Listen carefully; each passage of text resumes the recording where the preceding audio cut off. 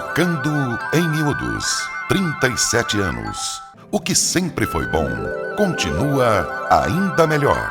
No Contraponto.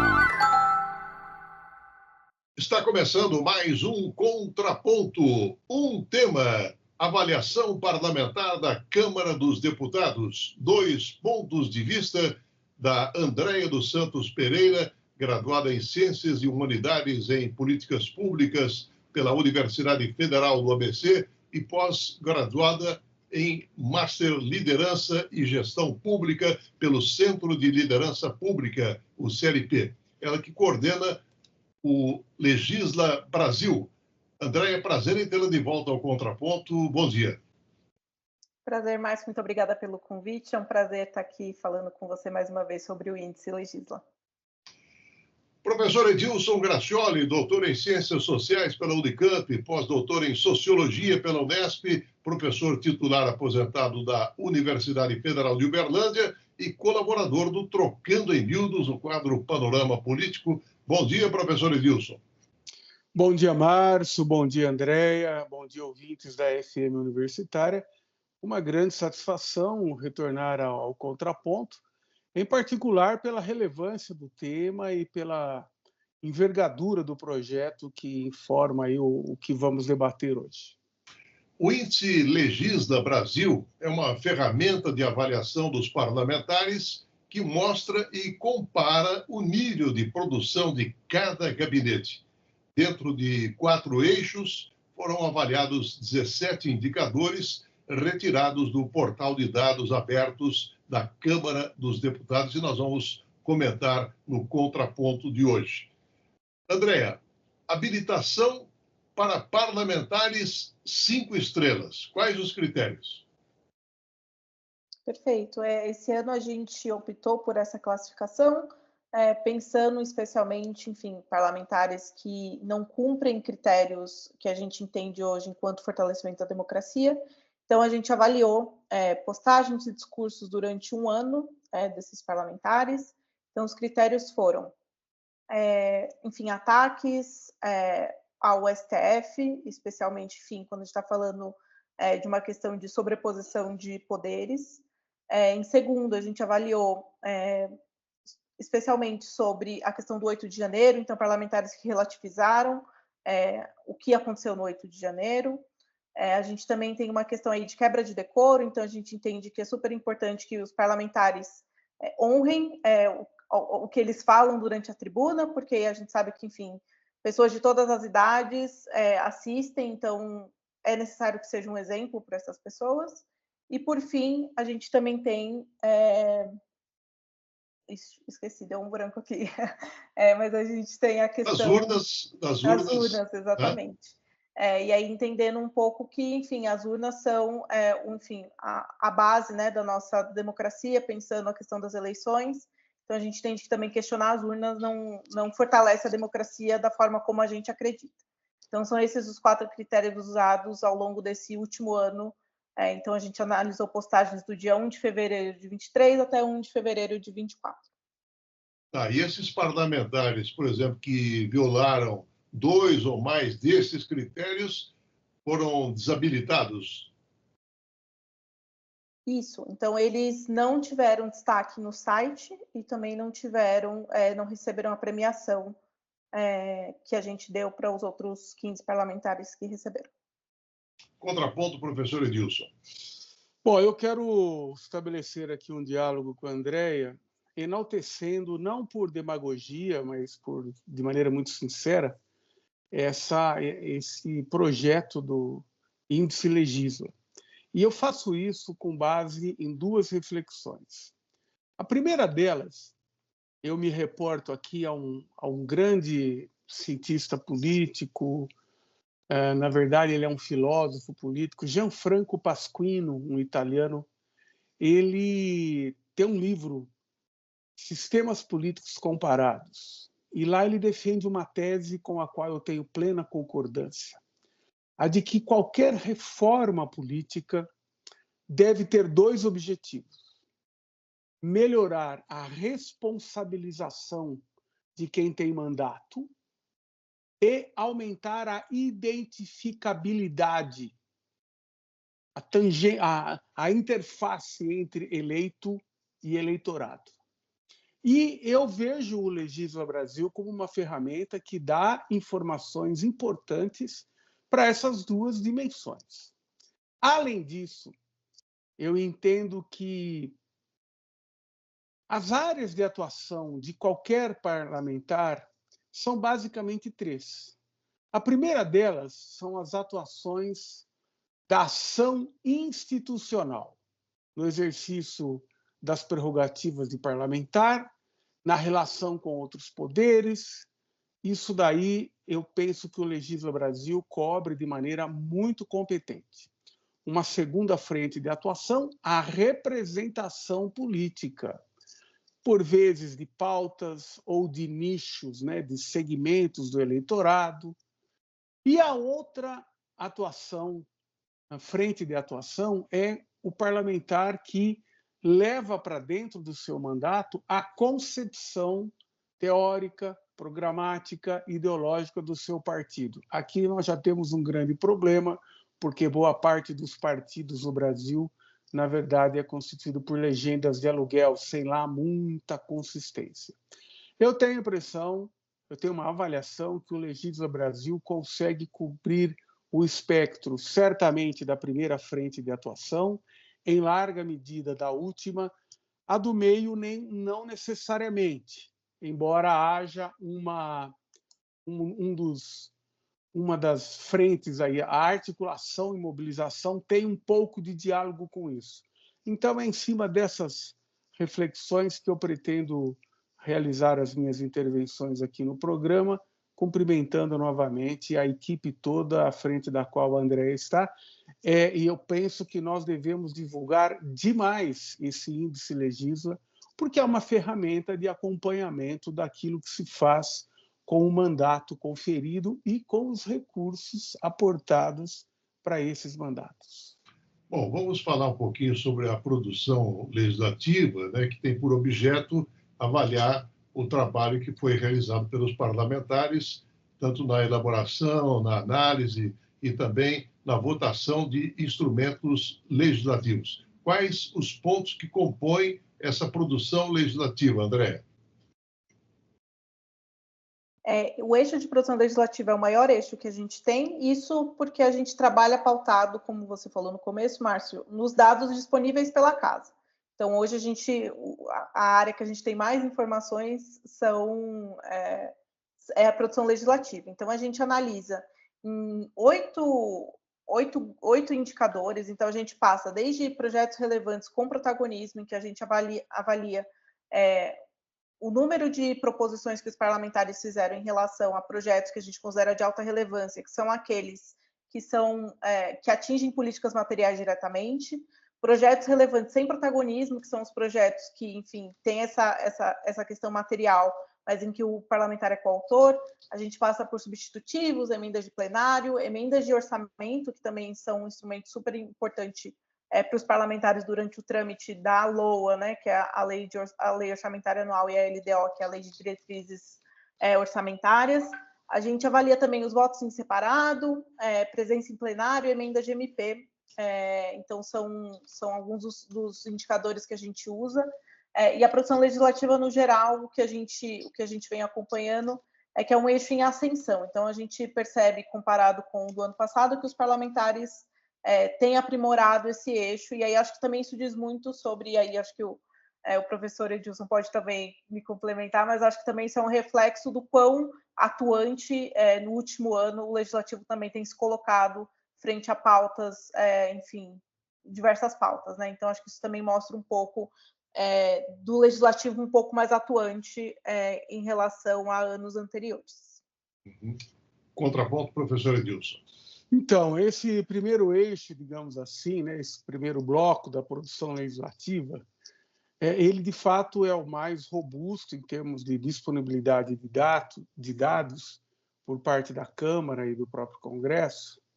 Mas aqui eu queria chamar a atenção para um aspecto que eu acho que é muito importante.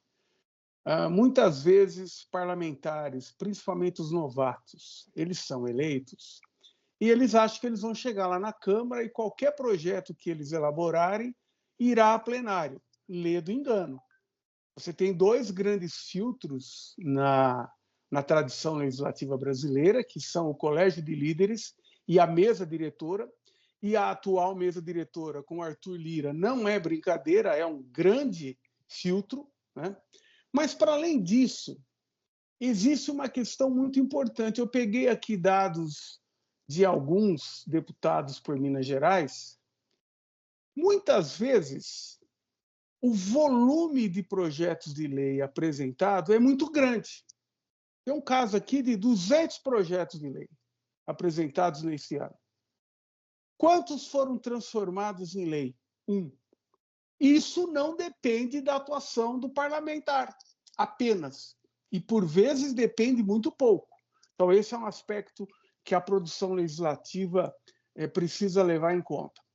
A outra questão, e aqui, mais uma vez, o reconhecimento da qualidade do trabalho de vocês disponibilizam as informações por parlamentar, fazendo uma comparação que eu considero muito importante. Qual é a média da nota no Brasil? Qual é a média da nota por unidade da federação? No nosso caso aqui, eu tive o olhar voltado mais para Minas Gerais, por razões óbvias. E qual é a nota do parlamentar? Em termos comparativos, você consegue, portanto, situar cada parlamentar como é que ele é em relação ao Brasil, à sua unidade, a unidade da federação da qual ele é representante, e a sua pontuação em termos, digamos, absolutos também, né? Isso é muito interessante. Só para que se tenha uma ideia, eu vou preferir não citar nomes, se for preciso, depois citarei. Mas há um parlamentar aqui do PDT, um deputado federal, que tem uma nota muito baixa, mesmo comparando com Minas e mais ainda com o Brasil.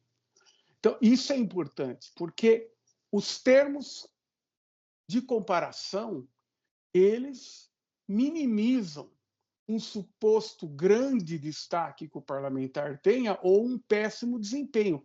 Você tem que levar em conta qual é o parâmetro estadual e nacional. E eu penso que é um grande mérito, particularmente aqui da produção legislativa, né? Andréia, eu queria que você detalhasse com relação ao quesito projetos relevantes com protagonismo e protagonismo em projetos de baixa relevância. Perfeito. Em um, a gente está medindo isso que eu comentei, né? Que, enfim, a gente está vendo o que o parlamentar propôs que é, de fato, relevante, e aí o que a gente está considerando baixa relevância. A gente está considerando baixa relevância coisas como honrarias, nomeação de nomes, estradas, que a gente sabe que são projetos que, ainda que, enfim, datas comemorativas, que são projetos que podem ser importantes em certa medida, mas não atingem a população no geral, por exemplo, como uma reforma tributária, uma reforma administrativa. A gente entende que a gente está olhando para coisas diferentes, né? A gente está analisando PLs diferentes. E aí, por isso, também a separação, porque aqui em projetos relevantes com protagonismo, a gente está avaliando o quanto o parlamentar teve relevância nos projetos que ele mesmo é autor, e aqui em projetos, protagonismo em projetos de baixa relevância, a gente também está analisando isso. Então, o fato de separar facilita a visualização. Então, não adianta, por exemplo, o parlamentar ter protagonismo em projetos de baixa relevância e o de alta relevância ser baixo. Então, também a escolha de separar esse indicador nessa edição é também para que a gente possa olhar com cuidado o que se caracteriza esse protagonismo que ele tem. Uhum. Bom, se fosse aplicar a nível municipal, professor Edilson, haveria exatamente uma preponderância de protagonismo em projetos de baixa relevância, né? Com certeza. Aliás, e quando eu digo com certeza, não é uma força de expressão, não. Eu acompanhei estudos legislativos, né, no âmbito municipal, entre 2014 e 2016, beirava 90% o percentual de projetos aprovados que versavam, de iniciativa de vereadores, que versavam sobre nome de rua e homenagens. Ou seja, Isso é de baixa relevância. Ainda que você possa ter aqui e acolá uma homenagem relevante, mas isso é uma exceção. A regra é a irrelevância desse tipo de matéria. E aí é que nós percebemos como o próprio eleitorado não valoriza na devida proporção que deveria valorizar, na devida medida, o parlamento. Porque você escolher representantes que terão uma atuação, eu nem vou falar medíocre, porque medíocre é mediana. Não, uma atuação muito ruim, de baixo nível. Vou dar um exemplo aqui. Um projeto de baixa relevância que hoje está assim, polemizando nas redes sociais, a tal da castração química de pedófilo. Flagrantemente inconstitucional. Isso não vai resolver nenhum problema feito ao tema de segurança pública, mas dá lacração nas redes sociais.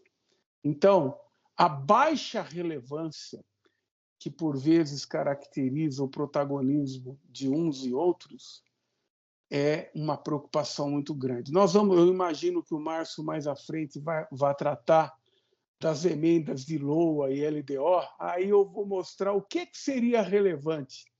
E é exatamente disso que os parlamentares, como regra, e as exceções confirmam a regra, não se ocupam.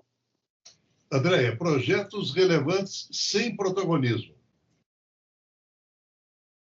Aqui são os projetos em que os projetos que têm uma atenção específica que eu tinha comentado para políticas materiais, então, de fato, temas que atingem a população, que são políticas públicas, mas projetos em que o parlamentar entrou como coautor. E por que isso é importante? A gente entende que estar no parlamento faz parte de você articular e estar contribuindo também com outros parlamentares. Então, o nosso desejo não é que os parlamentares protocolem 1 milhão de PLs e repitam, por exemplo, PLs que já estão em tramitação ou coisa do tipo. Então, a gente entende que a ferramenta de coautoria é super importante para que eles possam colaborar e apoiar projetos que são interessantes e que possam ir para a discussão com outros colegas. Professor Edilson, no seu contraponto, é por aí que entra o Jabuti? O Jabuti entra por vários caminhos e orifícios, né? O Jabuti é a figura mais presente no parlamento brasileiro, principalmente vindo da parte do chamado baixo clero. Mas esses projetos relevantes sem protagonismo me fazem refletir sobre uma figura que é de técnica legislativa e que exige muito trabalho do corpo burocrático administrativo regular, estável, de carreira das casas legislativas e também, por vezes, das assessorias. Do que é que eu estou falando? Quantas vezes nós nos deparamos com um projeto de lei sobre um determinado tema ao qual estão apensados, pendurados, vinculados inúmeros projetos? Esse é um bom exemplo de um assunto que, digamos, tem relevância, tanto que há uma profusão de propostas, de proposituras legislativas, há afins, às vezes até idênticos. Plágio é muito comum nos parlamentos, muito comum. De qualquer forma, os projetos relevantes sem um protagonismo individualizado, eles também passam, por vezes, por iniciativas debancadas. E aí eu vejo que tem uma certa consistência. Encerro essa minha intervenção evocando o tema exatamente da reforma política. Reforma política abrange muitos sistemas e subsistemas e, infelizmente, ela é um tema relegado a um segundo plano. O único sistema que sempre tem projeto de lei de reforma é o sistema eleitoral, notadamente de financiamento de campanha. Falo isso com domínio de empiria, porque, de fato, esse é o único tema que tem vários projetos. E é um bom exemplo disso que eu estou dizendo aqui. A mesma ideia geral, normalmente, tem vários projetos de lei apensados. Às vezes, projetos de lei de várias legislaturas passadas e até de décadas. Né? Até de décadas. Um exemplo disso foi a proposta de criação de federação partidária, que eu reputo ter sido um avanço no sistema político brasileiro. Sabe quando essa proposta foi apresentada pela primeira vez? Na Constituinte, né? Por iniciativa do deputado Haroldo Lima, do PCdoB, em 86. E ficou lá amarelando, viu, Márcio? Nas gavetas. Hoje é pegando vírus nos arquivos, mas na época era amarelando nas gavetas do parlamento por décadas. Os votos em separado, até que ponto também seria uma sinalização com relação à fidelidade partidária, Andréa? Não necessariamente. No geral, os parlamentares usam muito esse mecanismo, especialmente quando tem algum trecho, algo muito explícito com o qual eles não estão de acordo. Então, o que a gente vê é que, no geral, os votos em separado são mais relacionados a questões específicas ideológicas dos próprios parlamentares do que necessariamente aos partidos. Contraponto, professor Edilson. Plena concordância, porque muitos parlamentares eles toleram a dimensão partidária. Como ela é uma exigência, felizmente ainda se exige isso, ainda que o Instituto da Fidelidade Partidária não seja valorizado no Brasil, mas eles apenas toleram. Então, quando eles, por exemplo, vão votar determinadas pautas que dialogam a favor ou contra o que os seus nichos eleitorais, os seus currais eleitorais, por vezes, querem e pensam, eles fazem o voto em separado. É uma manifestação que pode ter conotação partidária, tá? Mas pode ser exatamente o contrário disso. Pode ser uma manifestação de uma pauta muito específica de um nicho, de um segmento do eleitorado, de que é porta-voz aquele parlamentar especificamente falando. Incidência de substitutivos, Andréa. Esse mecanismo é super importante dentro do regimento interno porque ele possibilita o parlamentar propor algo diferente do que está sendo discutido. E aí eu acho que mora onde a gente acredita também que é por onde passa o legislativo, por onde passa a discussão do legislativo. Então, acho que mais do que nunca a gente fortalecer esse tipo de mecanismo é a gente entender que, enfim, parlamentares que têm qualidade para conseguir discutir um substitutivo é o caminho para a gente conseguir fazer com que, de fato, o legislativo cumpra o seu papel. Solução diferente, mas com qualidade, né, professor Edilson? Porque existem substitutivos que só pioram, né?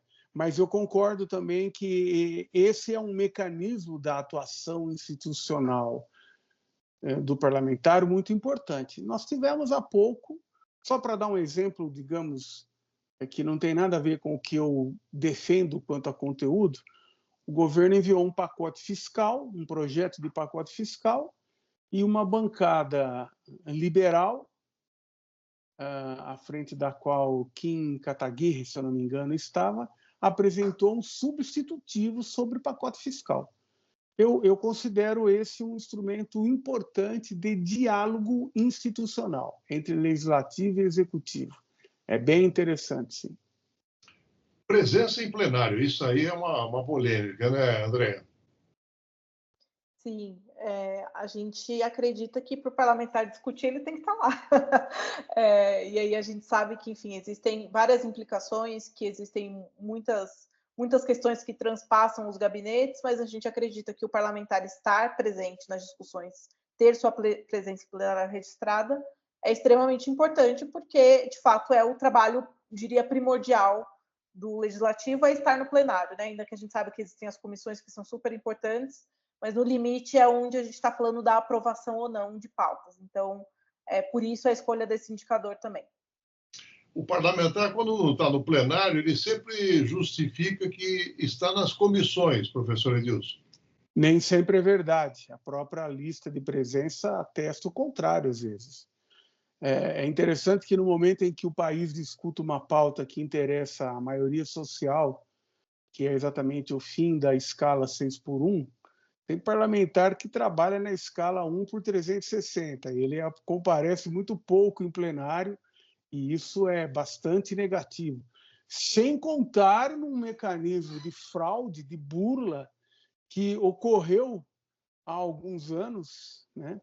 Que era uma borrachinha, uma luvinha de dedo que garantia que se apertasse, ou fornecimento da senha de presença para um terceiro, a terceirização da lista de presença. Isso aí, numa aula aqui, numa disciplina aqui na Universidade Federal de Uberlândia, poderia dar reprovação por faltas. E muitos parlamentares mereceriam ser reprovados também por esse aspecto. Emendas de plenário, André. As emendas são uma ferramenta super importante e a gente acredita que os gabinetes que conseguem fazer mais emendas de plenário são gabinetes que não são tão mais antenados no que está acontecendo no plenário, mas o que está acontecendo nos bastidores, e, de fato, conseguem articular para propor essas emendas. Então, as emendas a gente sabe que acontecem na hora, né? Então, exige não só uma articulação do parlamentar em relação à sua bancada, em relação, enfim, seja a sua bancada distrital, né? Enfim, do seu estado, quanto do seu partido, mas a gente entende também que isso é um reflexo do quanto a equipe dele está alinhada e conseguindo também responder a essas demandas. O elemento surpresa sempre está numa emenda de plenário, professor Edilson?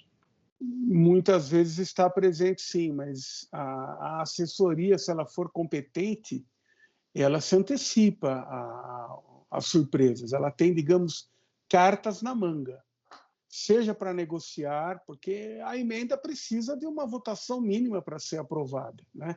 Aí depende do quórum, maioria simples, maioria qualificada de 2/3, aí vai depender do tipo de matéria que o próprio regimento, a própria Constituição, às vezes, estabelece quórums qualificados.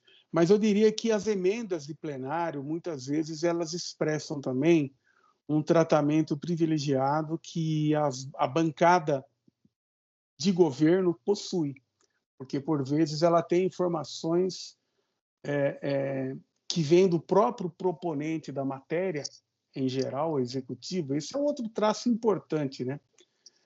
Muitas vezes, sobre determinadas matérias, principalmente de natureza orçamentária, supõe-se que o legislativo tenha o protagonismo, e não é verdade, é o executivo que tem esse protagonismo, e aqui não precisamos ter complexo de vira-lata, viu, Márcio? Porque nos Estados Unidos, tido e havido por alguns como exemplo de democracia, e eu não me filio a esses, 80% das matérias de natureza orçamentária são de iniciativa do executivo.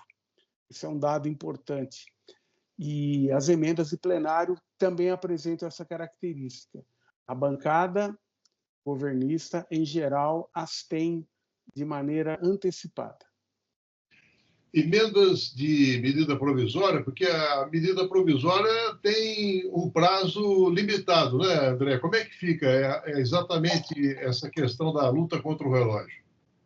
Exatamente. Eu acho que essas, assim, junto com as de plenário, mostram muito a preparação do gabinete, né, da equipe, quanto do parlamentar de discutir uma medida provisória. E acho que mais do que isso, também como o professor Edilson falou, que é a gente conseguir, dentro desse prazo, ainda assim conseguir aprová-la. Então, isso também é super importante e relevante, porque, dado que é uma medida provisória, a gente sabe que o governo também, seja, enfim, a sua base, seja o próprio governo, está bastante de olho nas medidas provisórias. Então, realmente, a gente entende que é algo muito relevante e que se um parlamentar consegue fazer é, de fato, diria que uma estrelinha ali de boa capacidade de articulação e também de conseguir mobilizar em torno de uma pauta. Provisoriamente, uma medida, professor Edilson? A medida provisória ela é um expediente que veio em substituição ao decreto-lei. O decreto-lei, lá no passado, funcionava assim. O executivo enviava a propositura e, se no prazo de 30 dias ou algo que o valha não fosse apreciado, entraria em vigência. A medida provisória alterou isso.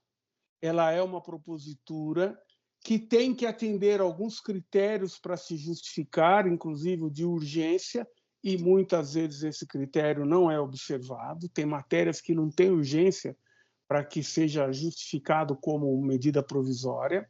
Ela não precisa passar por certos ritos internos da Câmara, e ela tem um prazo que é diferente do decreto-lei. Se em 30 dias, como regra, não for apreciada, cai a medida provisória. É o oposto do que era o decreto-lei. E aí as emendas para a medida provisória são mais raras, exatamente porque o prazo é exíguo, não se consegue, em geral, assinatura em número suficiente para tramitar uma emenda de medida provisória. Elas são mais raras do que as emendas, digamos assim, ordinárias de plenário a um projeto de lei. Andréia, defina para os nossos ouvintes as emendas LOA e LDO. Perfeito. No processo de tramitação do orçamento, então, a peça orçamentária é proposta sempre pelo Executivo, né? É uma competência exclusiva do Executivo, então o Executivo propõe, seja a lei de diretrizes orçamentárias, quanto a lei orçamentária anual, e ao propor, isso é enviado até o Legislativo, e aí é o papel do Legislativo fazer essas emendas em relação ao orçamento. E aí eu acho que isso é super importante, principalmente agora que a gente está discutindo, por exemplo, os ajustes fiscais, que é algo que está muito em pauta, que é exatamente essa briga sempre entre onde a gente corta, onde a gente coloca, e a gente acredita que, enfim, o Legislativo tem um papel super importante, porque no limite é ele também quem consegue, muitas vezes, alocar as que a gente teve ao longo desse ano, também traz um pouco dessa dimensão do poder do Legislativo em relação aonde está sendo colocado o dinheiro. Então, as emendas de orçamento é essa capacidade que o parlamentar tem de poder propor emendas ao orçamento, e essas emendas são necessariamente aonde vai ser direcionado o dinheiro. Contraponto, professor Edilson. Eu vou aproveitar, eu estava aguardando avidamente esse ponto, esse aspecto, porque ele é crucial. Embora a iniciativa da peça orçamentária ou das peças orçamentárias, porque tem o plano plurianual, que vale por um período de 4 anos, que deveria expressar o programa pelo qual o chefe do Executivo foi eleito. É importante destacar isso, e muitas vezes não se presta atenção. Tem a lei de diretrizes orçamentárias, que antecede a LOA, e tem a LOA, a Lei Orçamentária Anual. Essas duas últimas, LDO e LOA, são peças anuais. Muito bem. Embora a iniciativa caiba ao Executivo, é neste momento que o parlamento como um todo e os parlamentares deveriam interferir no orçamento, não por meio das emendas parlamentares que corroem o sistema político brasileiro. Hoje as críticas se voltam muito fortemente quanto às emendas secretas, orçamento secreto, emendas PIX, mas, na verdade, o total das emendas parlamentares corresponde a uma excrescência. O Brasil, Márcio e Andréia, é o único país no mundo que quase um quarto, para dar o número preciso, são 24%, das despesas discricionárias, ou seja, aquelas despesas que ficam sem a obrigatoriedade definida por Constituição, 24% das despesas discricionárias estão nas mãos de parlamentares. É uma profunda distorção. Por que não tem eficácia? Porque institucionaliza a barganha entre executivo e legislativo e porque confere a quem já tem mandato uma moeda de troca também de barganha junto ao eleitorado que aqueles que disputam a eleição pela primeira vez não possuem. As emendas parlamentares são uma excrescência. E o momento para se discutir orçamento no parlamento é esse, da LDO e da LOA. E aí a gente se depara com um despreparo muito grande por boa parte das assessorias e dos próprios parlamentares. Isso que eu estou falando vale das câmaras municipais ao Senado da República, com honrosas exceções. O eixo número 2 do índice é articulação e mobilização. E aí entra em questão o status especial em projetos, Andréa? Perfeito. Esse é um regime de tramitação diferente, então um projeto ele pode receber esse status especial e isso significa o quê? Significa que ele vai ter uma tramitação diferente dos que não possuem. Então, o que a gente, enfim, ele vai ter, com isso, ele garante uma tramitação um pouco mais rápida, e a gente entende que quando ele não é, tem duas formas de você conseguir, né? Ou ela é atribuída pelo presidente da casa, ou ela é atribuída por maioria no plenário. Então, das duas formas, a gente entende que isso indica a articulação do parlamentar em relação ao seu projeto, e aí seja pela importância do projeto, seja pela articulação, isso mostra a articulação da parte dele em relação aos colegas e aos pares da casa. Contraponto, professor Edilson. Esse eixo ele é muito importante, inclusive ele faz a interface com aquela frente de atuação de representação a que me referi na minha primeira fala, né? Quando uma matéria acaba ganhando legitimidade junto à opinião pública e essa legitimidade se expressa em mobilização, isso faz com que o projeto ganhe destaque na tramitação, na visibilidade, e não fique lá amarelando nas gavetas ou nos pendrives do parlamento. Eu reputo esse eixo bastante importante, até porque ele vai além da ação institucional estrito sensu. Ele estabelece uma interface com a sociedade civil, no sentido de certos segmentos dela. E no quesito cargos ocupados na legislatura, é exatamente uma referência ao número de cargos institucionais que são ocupados pelos parlamentares. Como é que funciona a pontuação nesse critério, André? Perfeito. A gente tem uma pontuação que a gente tem pontos, né? Tem um peso a mais para os parlamentares que ocupam comissões permanentes, e aí isso a gente entende as comissões permanentes como, de fato, as comissões que, no geral, dão mais trabalho, né? Geram mais trabalho para a equipe parlamentar e para o parlamentar. Sendo que tem algumas que acontecem, às vezes, até mais de uma vez por semana, dependendo da pauta. Se a gente pensar, por exemplo, a CCJ, que enfim, talvez, né, é a que tem mais projetos, porque é a primeira da casa que avalia a constitucionalidade dos projetos. A gente aí, nesse caso, a gente tem tanto o peso 2 para quem ocupa, e aí independente do cargo, e também para quem é presidente. Então, a gente tem também que você ocupar um cargo de presidente em comissões permanentes tem uma relevância porque você tem que conduzir todos os trabalhos e, de fato, é um trabalho gigantesco. A gente costuma dizer que quem coordena comissões permanentes, quem é presidente de comissões permanentes, no geral, não faz mais nada a não ser, de fato, presidir essa comissão. E também a gente deu peso 2 para presidente da casa. E aí, isso por quê? A nossa decisão nesse sentido. Porque o presidente da casa ele é penalizado no eixo de produção legislativa. Então, ele não pode propor projetos de autoria própria, tem uma série de outras questões. Alinhamento partidário, por exemplo, ele não pontua. Então, foi também uma forma da gente tentar compensar de alguma maneira esse desbalanceamento que acontece quando um parlamentar é presidente da casa. O apetite por cargos é grande, professor Edilson. É grande e, além da Comissão de Constituição e Justiça, eu destacaria, em termos gerais, a Comissão de Orçamento, né, a Comissão de Saúde, a Comissão de Educação, que são comissões permanentes, né?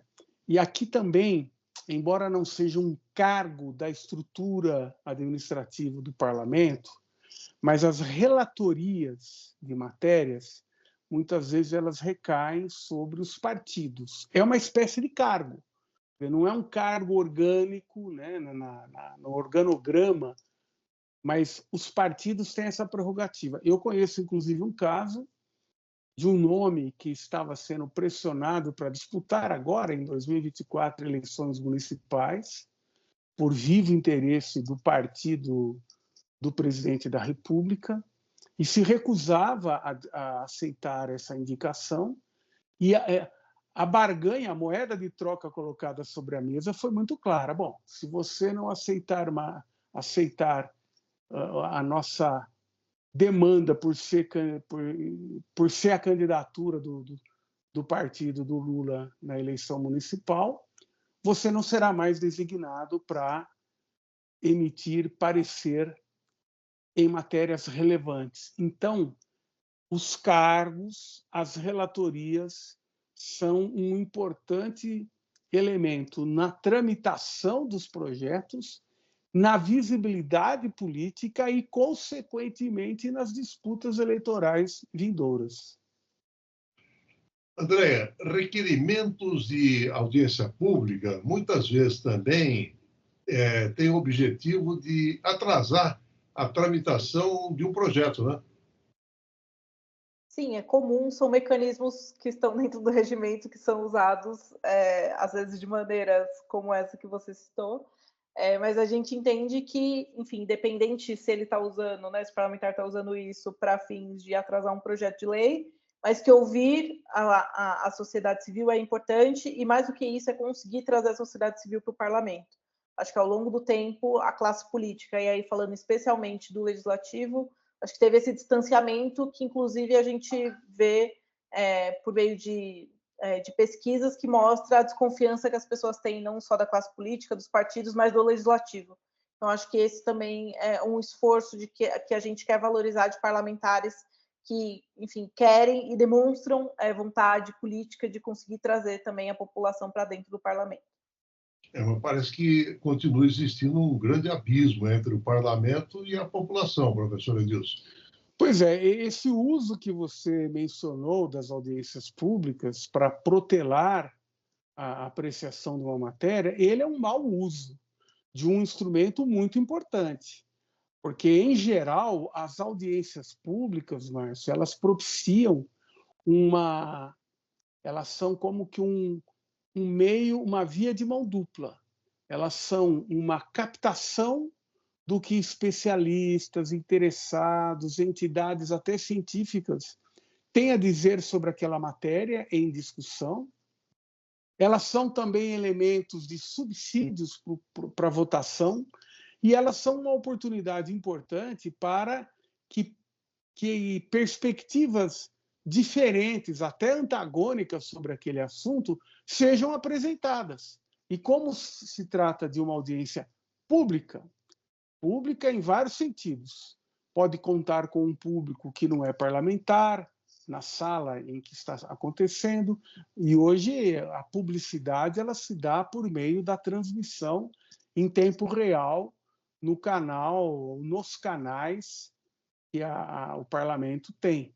Então, eu valorizo muito as audiências públicas e é uma forma, sim, bastante importante de você estabelecer interface com a sociedade civil e permitir o contraponto, não apenas nos corredores do poder instituído, mas, repito, junto a entidades, a organizações até científicas. Bom, o quesito 13, André, estabelece reuniões e eventos técnicos, né? E muitas vezes isso significa também cumprir determinados compromissos de lobby, não?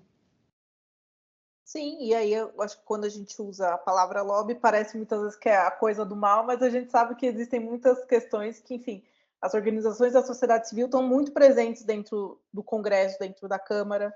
Então, aqui também a gente valorizar os parlamentares que se mostram abertos a poder discutir pautas específicas, e a gente sabe que talvez seja essa a importância, a gente valorizar também parlamentares com agendas programáticas, em relação, enfim, a quaisquer temas que sejam, mas que também estão dispostos a reunir a sociedade civil organizada em torno de reuniões e eventos técnicos dentro da casa para discutir, enfim, projetos e tudo mais. Contraponto, professor Edilson. Eu considero esse instrumento muito importante, embora ele seja portador também de ambiguidades, né? Nós sabemos que, muitas vezes, a participação em reuniões e eventos são pretexto para turismo. Isso a gente sabe, mas isso, de novo, é um mau exemplo de um recurso que é positivo na sua concepção, né? Vou dar 2 exemplos aqui. Audiências públicas e reuniões e eventos técnicos sobre a dívida pública brasileira, interna e externa, sempre foram muito bem-vindas. Eu há muitos anos acompanho, na medida do possível, esse tipo de participação, né? O outro exemplo, climático. Há eventos técnicos, científicos, reuniões dessa natureza, que deveriam ser melhor frequentadas pelos parlamentares brasileiros, para eles pararem de enveredar pelo negacionismo que está aí proliferando na sociedade brasileira. Andréa, no eixo fiscalização, requerimentos de fiscalização têm mais sentido de oposição? Na verdade, quando a gente propôs o requerimento de fiscalização, inclusive nesse ano a gente retirou os requerimentos de informação que a gente calculava antes junto. Isso porque pelo que a gente percebeu nas nossas análises amostrais, é que não necessariamente os requerimentos de informação tinham como objetivo fiscalizar. Então, para a gente ser mais assertivo, a gente também direcionou para requerimentos de fiscalização. E essa é uma dimensão bastante importante, porque ela é reativa, mas o que a gente sempre tenta enfatizar para os parlamentares é que a importância de você ser se você é oposição fazendo fiscalização, não seja oposição por oposição, seja uma oposição qualificada. Porque isso também faz parte do debate legislativo e isso é o que eleva também a qualidade do debate. Oposição qualificada é rara, né, professora Dias? É rara, e essa variável pontuada aí pelo índice Legisla me fez fazer uma comparação. Eu deliberadamente peguei uma parlamentar de situação aqui por Minas Gerais. A nota dessa parlamentar foi de 2,7 em fiscalização. Quer dizer, a gente poderia concluir apressadamente: tá vendo? O parlamentar da situação não quer fiscalizar o seu chefe de executivo. E aí eu fui buscar uma parlamentar de oposição frontal, oposição frontal, nota 2,9. Ou seja, é claro que é razoável a gente pensar em uma frouxidão, uma flacidez da atuação institucional de fiscalizar por parte de quem é parlamentar da situação. Tem menos interesse em colocar em sinuca de bico o chefe do executivo. Mas nós podemos também ter uma outra conclusão à luz dos dados. O ato de fiscalizar anda meio ruim de todos os lados, tanto da situação quanto da oposição. Eu vejo isso com muita preocupação, porque, veja, a própria CPI, a CPI, historicamente, ela é um instrumento da oposição, para o qual se exige 1/3. Para criar uma CPI, são necessários 33% das cadeiras topando, assinando o requerimento. Então, claramente, fiscalizar é uma ação que deveria interessar mais diretamente a oposição.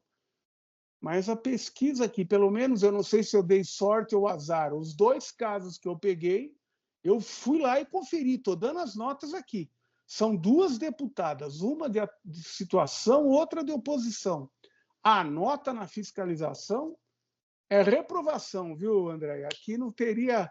Um bom professor não faria concessão a nenhuma das 2 figuras em questão. E convocação de autoridades parece uma prerrogativa da oposição, André? Muitas vezes, sim. Isso sim. A convocação de autoridades, no geral, está bem concentrada na oposição, e acho que só fazendo um gancho ao que o professor Edilson falou, de fato, historicamente, o eixo de fiscalização é o eixo mais baixo do índice, assim. E aí, tanto pensando a oposição quanto a base. E aí, acho que um adendo que a gente tem feito também, que a gente, enfim, analisando os dados agregados, é que a gente vê que parlamentares mais experientes têm mais facilidade com fiscalização do que os novatos. E acho que também isso diz um pouco de como é chegar na casa, aprender tudo, né? Então, também isso diz um pouco sobre o quanto a experiência também acaba pesando para você conseguir mobilizar alguns instrumentos específicos dentro da casa.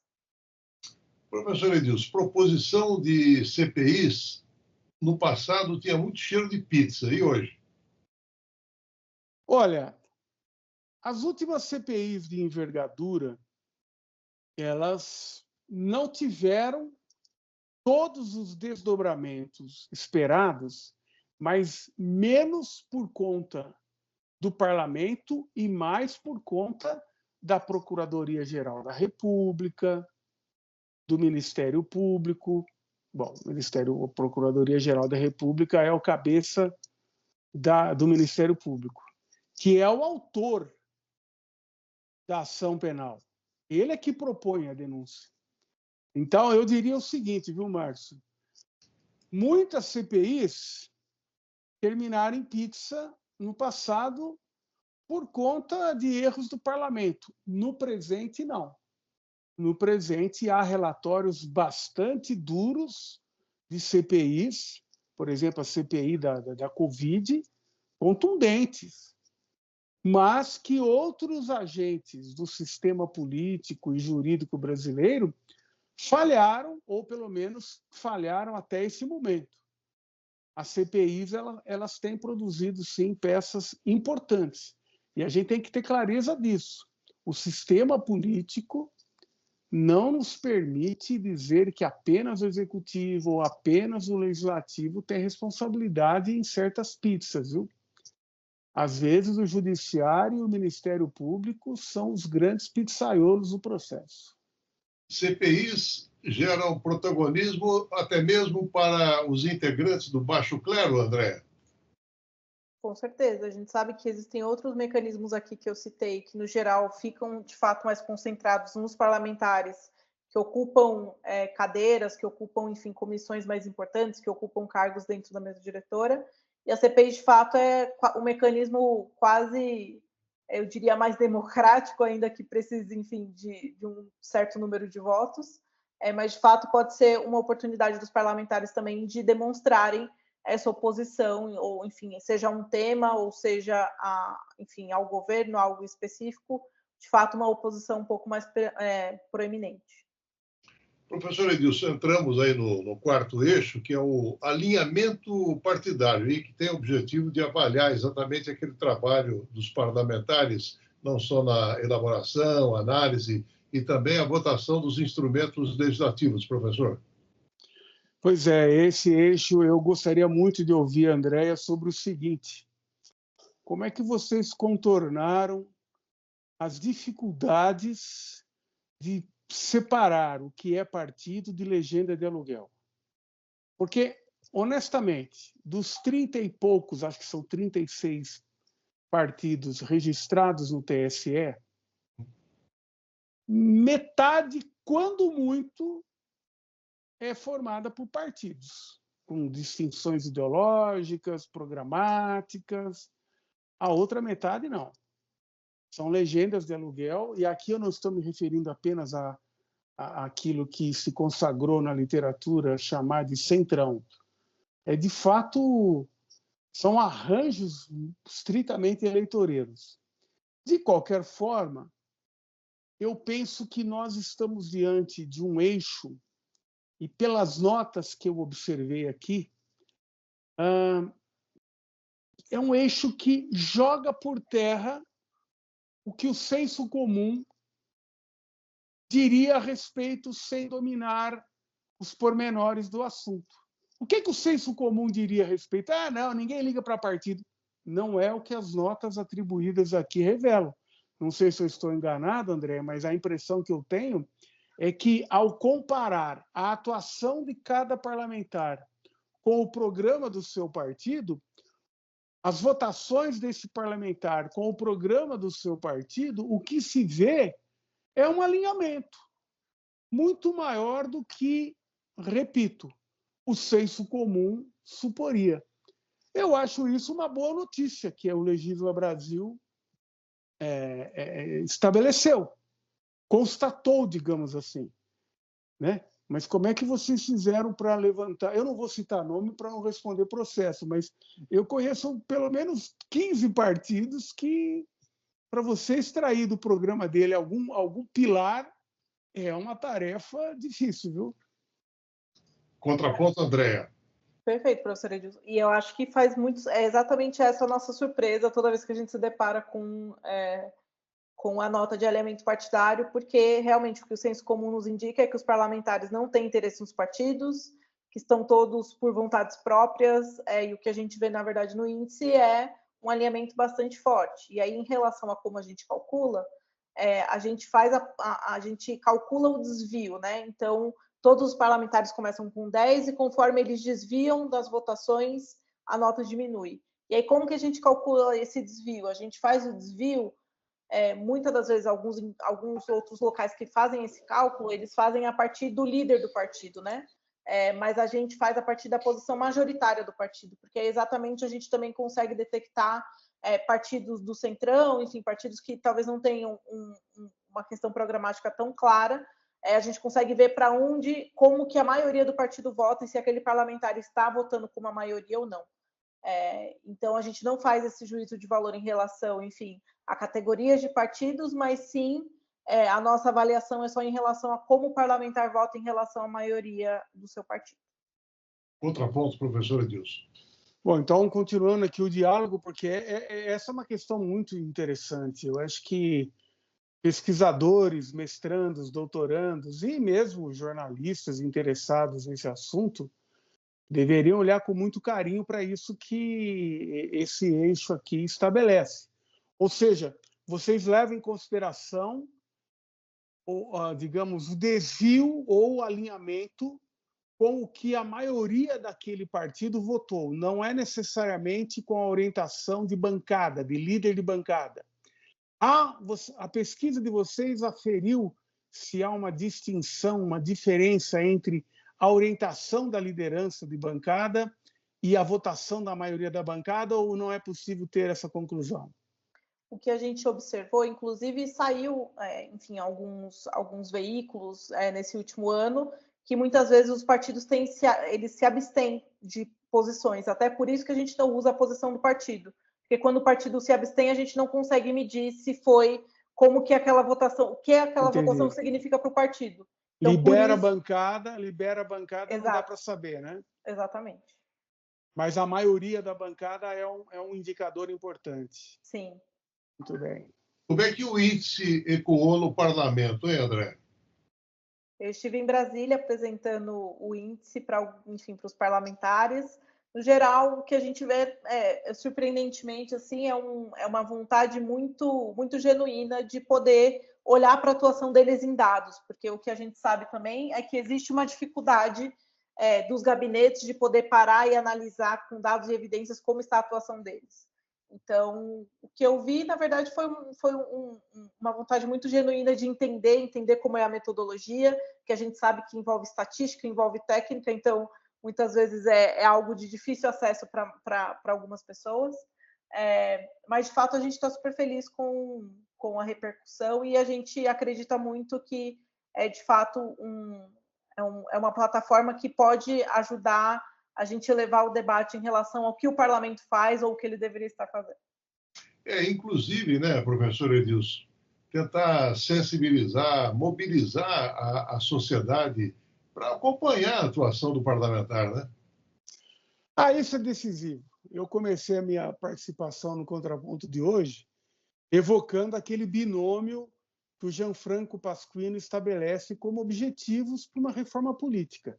Aumentar a responsabilização, inclusive criminal, quando for o caso, e aumentar a identificabilidade entre eleitor e eleito. Nós temos que ter monitoramento disso. Representante representa representado. Eu estou sendo repetitivo de maneira proposital. Se nós não tivermos um olhar mais atento para aquilo que representantes fazem com a representação que obtiveram nas urnas, nós vamos continuar nessa situação dramática da política institucional brasileira. Não é um problema só de governo, é um problema do sistema político como um todo. E eu enalteço novamente essa ferramenta do Legisla Brasil, o Índice Legisla, porque é muito importante. Eu me lembro, tempos atrás, que o DIAP, Departamento Intersindical de Assessoria Parlamentar, fazia, mas ele fazia de maneira mais circunscrita, fazia ou faz ainda há algum tempo que eu não acompanho, às pautas que interessavam a quem trabalhava com carteira assinada, né? Aqui, o escopo do Legisla Brasil é muito mais amplo, envolve outros aspectos e eu considero um trabalho de grande relevância. Cientista político Edilson Gracioli, muito obrigado pela sua participação em mais um Contraponto, professor Edilson. Muito obrigado, Márcio. Foi uma satisfação compartilhar pela segunda vez com a Andréa também esse espaço. E você viu que aqui nós tivemos confluências, ainda que por olhares distintos, né? Complementares, talvez, enaltecendo o mérito do trabalho. Esse é um dos princípios também do nosso contraponto, né? Contraponto não significa divergência extrema, né? Professor Andréa dos Santos Pereira, coordenadora de conhecimento do Legisla Brasil. Parabéns aí pelo índice, Andréa, e muito obrigado por mais uma participação no nosso Contraponto. Obrigada, Márcio. Obrigada, professor Edilson. Sempre um prazer estar aqui compartilhando a mesa com vocês e discutindo o que é de fato importante para a nossa democracia. Muito obrigado ao Benício Batista na edição, José Luiz Caetano, painel eletrônico. Estaremos de volta na próxima segunda-feira, a partir das 11 horas. Tenham todos um excelente final de semana e até lá. Trocando em Miúdos. 37 anos. O que sempre foi bom, continua ainda melhor. No Contraponto.